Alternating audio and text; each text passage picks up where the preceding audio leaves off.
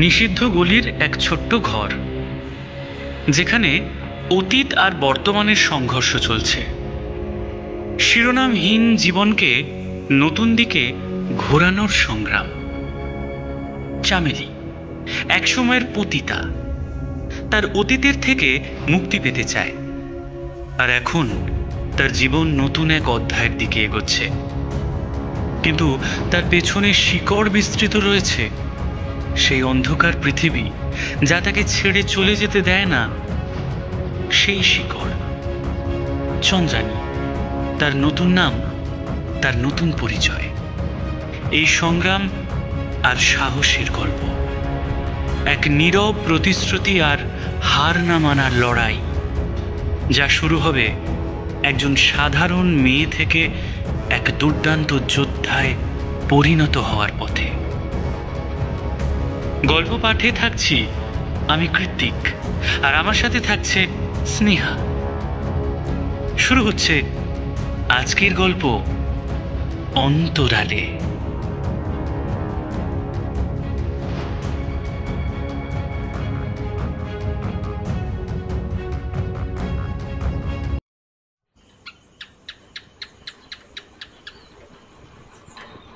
নিষিদ্ধ গলির এক ছোট্ট ঘর।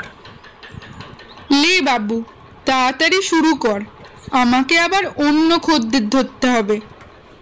সিগারেট খেতে পারি? ঢং কত, যা খুশি খাও।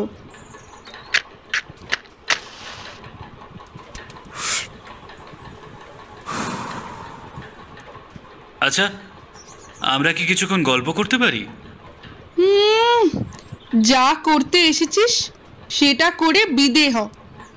আচ্ছা, একটু কথা বলি না? আচ্ছা বল। তোমার নাম কি? চামেলি। ওটা তো তোমার পোশাকি নাম, আসল নাম? চন্দ্রানী। আর আপনার নাম?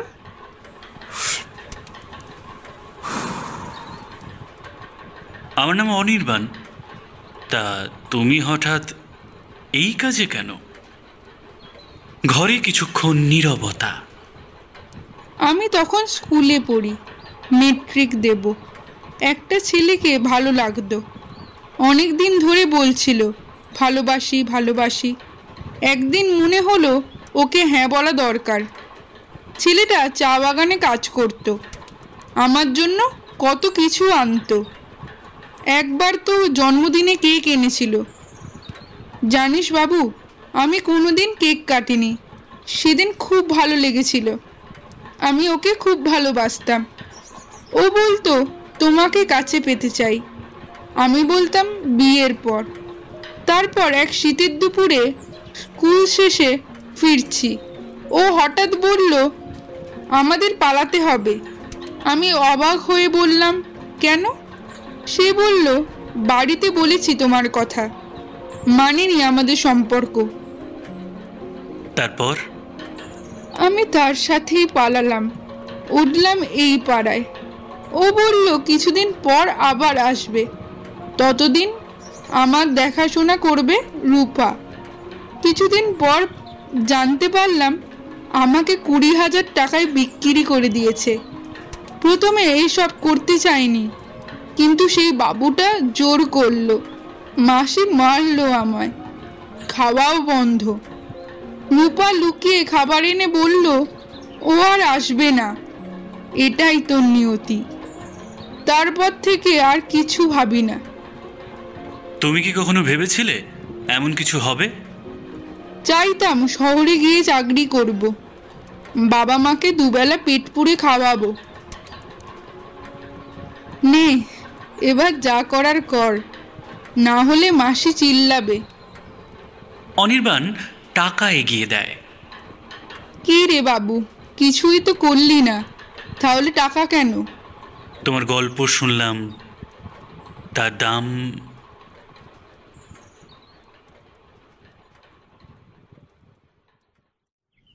কিছুদিন পর রূপা এসে বলল, তোর ছুটি, তোকে আর এসব করতে হবে না।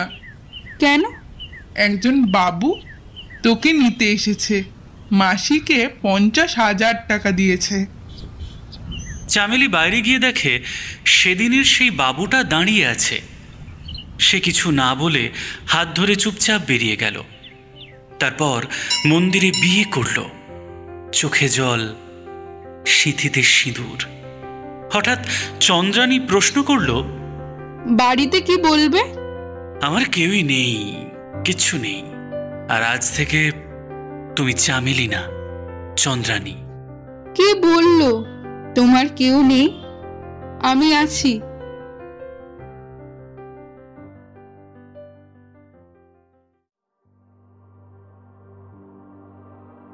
বিয়ের পর ওরা একটা ছোট্ট শহরে চলে আসে। অনির্বাণ একটা দোকানে কাজ নেয়। চন্দ্রানী চেষ্টা করে সংসার সামলাতে, কিন্তু রাস্তাটা সহজ ছিল না। প্রতিদিন পাড়ার লোকের ফিসফাস, ওই মেয়েটা না, ওই যে নিষিদ্ধ পাড়ায়, হ্যাঁ, ছেলেটার মাথাটা একেবারে গেছে। ওর মতো মেয়েকে কেউ ঘরে আনে? হ্যাঁ, কেউ ঘরে আনে? চন্দ্রানী চুপ করে শুনে যায় সব কথা। অনির্বাণ তার হাত শক্ত করে ধরে রাখে। একদিন বাজারে গেলে এক ভদ্রলোক এসে বলে, তুমি তো চামেলি না? ওই পাড়ায় অনেকবার গিয়েছি। না, আপনি ভুল করছেন। কিন্তু সেই কণ্ঠে জ্বলে ওঠে আগুন। সেই রাতে চন্দ্রানী চুপচাপ। অনির্বাণ বলল, ভয় পাচ্ছ? ভয় নয়, লজ্জা। তুমি এখন চন্দ্রানী, আর আমি তাতে গর্বিত। কিন্তু টানা পড়েন তো জীবনের নিয়ম। হঠাৎ একদিন চন্দ্রানী অসুস্থ হয়ে পড়ে। ডাক্তারের রিপোর্ট, ও গর্ভবতী। এটা কি স্বপ্ন? আমার মতো মেয়েকে কি মা হওয়া মানায়?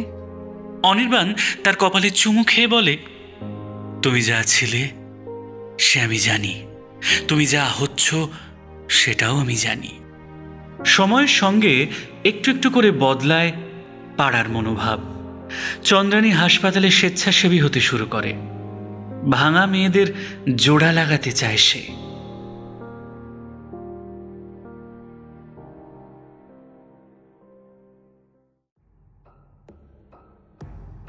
সকাল বিকেল পাড়ার লোকজনের ফিসফিসানি থামে না। ওরা আবার সেই নিষিদ্ধ পাড়ার মেয়েরা। কিন্তু চন্দ্রানী এবার চুপ থাকে না। সে বলে, আমাদের কষ্ট আর সংগ্রাম কেউ বুঝবে না যদি তারা সত্যি না দেখে। ঠিক তখনই একজন অচেনা লোক তাড়াহুড়ো করে এসে চিৎকার করে উঠল, তোমাদের পরিচয় ফাঁস হয়ে গেছে। চন্দ্রা আশ্রয়, এর সবচেয়ে বড় রহস্য এখন আর গোপন নেই। চন্দ্রানী অস্থির হয়ে দাঁড়িয়ে রইল। তার হৃদয় গর্জন করতে লাগলো।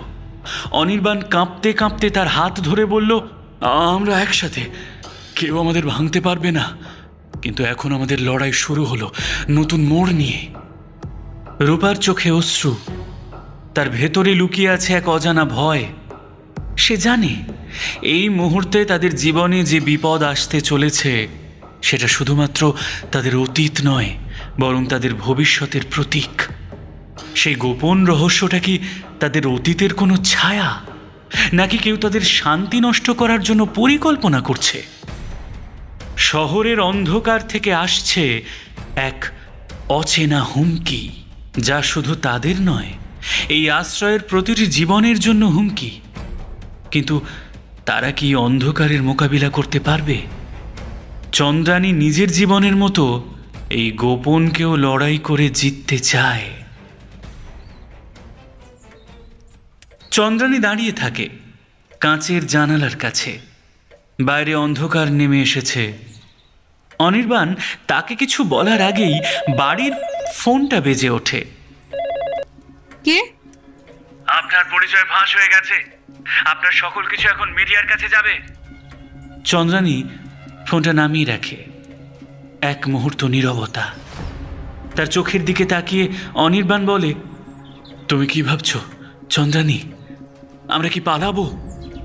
চন্দ্রানীর চোখে সজীব আগুন নিয়ে বলে, আমি পালাবো না।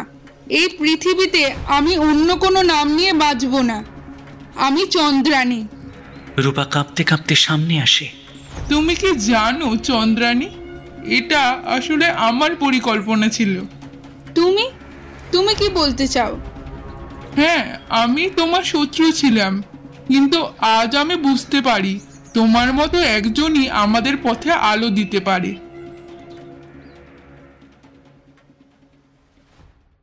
অন্য কিছু মুহূর্তের পর চন্দ্রানী একটি নির্দিষ্ট জায়গায় দাঁড়িয়ে, বাড়ির সামনে একটা গাড়ি দাঁড়িয়ে। তোমরা কি সত্যিই মনে করো অতীত আমাদের ছাড়বে? গাড়ি থেকে নেমে আসে এক ভদ্রলোক, তার হাতে একটি খাম।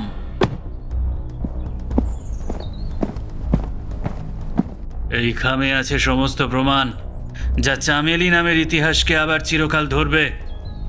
তুমি যদি ভাবো তুমি পালাতে পারবে, তাহলে ভুল ভাবছো। আপনি কি বলতে চাইছেন? কারণ সত্যি কখনো মুছে যায় না। চন্দ্রা আশ্রয়ের সেই রোদেলা সকালে শুরু হয়েছিল এক অন্ধকারের খেলা।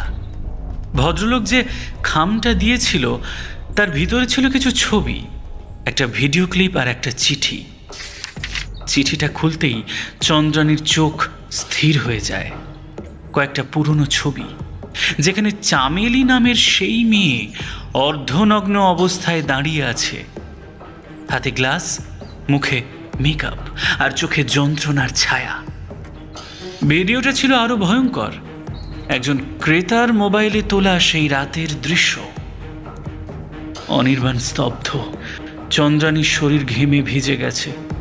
সে চুপচাপ দাঁড়িয়ে। ভদ্রলোক বলল, এই ভিডিও, এই ছবি সব মিডিয়ার হাতে পৌঁছে যাবে। একবার টিভিতে প্রচার হলে চন্দ্রা আশ্রয় তো ধ্বংস হবেই। সমাজ তোমাকে জ্যান্ত পুড়িয়ে ফেলবে। রূপা চিৎকার করে ওঠে, তুমি মানুষ না পশু? আমি তো শুধু সত্যি তুলে ধরছি। এই সংস্থার মুখ একটা বেশ্যা। সমাজ হাসবে হাসবে। চন্দ্রানী এবার মুখ তোলে। হ্যাঁ, আমি ছিলাম পতিতা। ছিলাম বলছি কারণ ওটাই আমার অতীত। আমি বেঁচেছিলাম শুধু নিজের শরীর বিক্রি করে, কারণ সমাজ আমাকে আর কোনো রাস্তা দেয়নি। তার গলা শক্ত হয়ে যায়। আমি নিজের দোষে পতিতা হইনি, আমি বেঁচে থাকার দায়ে পতিতা হয়েছিলাম। অনির্বাণ কাঁদতে কাঁদতে বলে, চন্দ্রানী, চন্দ্রানী, আমি জানি তুই কে। তোকে ভালোবেসে আমি কোনো ভুল করিনি। তার কাঁধে হাত রাখে চন্দ্রানী। ভালোবাসা ভুল হতে পারে না অনির্বাণ, কিন্তু এই সমাজ তো ভালোবাসা বোঝে না। তখনই রূপা সামনে এসে দাঁড়ায়। এই ভদ্রলোককে আমি খবর দিয়েছিলাম। আমি চেয়েছিলাম চন্দ্রানীর মুখোশ খুলে দিতে। সবাই অবাক। চন্দ্রানী তাকায়, চোখে জল। রূপা বলে, কারণ আমি হিংসে করতাম ওকে। আমি তো এখনো ওই পাড়ায় আটকে আছি, আর চামেলি আর চন্দ্রানী হয়ে গেছে। আমি ভাবতাম ওর ফেলে আমি বাঁচব, কিন্তু এখন বুঝি ওর মতো মানুষই পারে আমাদের মতো মেয়েদের নতুন আলো দেখাতে।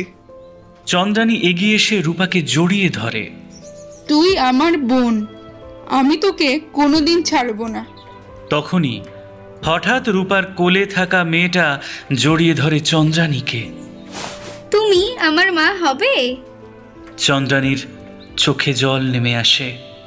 আমি হব তোমার মা, তোমার ভরসা, তোমার পথ।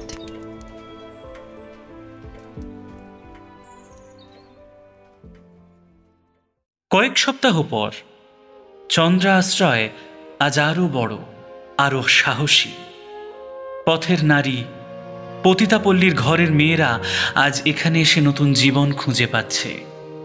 কেন্দ্রের দেওয়ালে বড় করে লেখা, আমরা বেশ্যা নই, আমরা যোদ্ধা, আমরা পতিতা নই, আমরা মানুষ।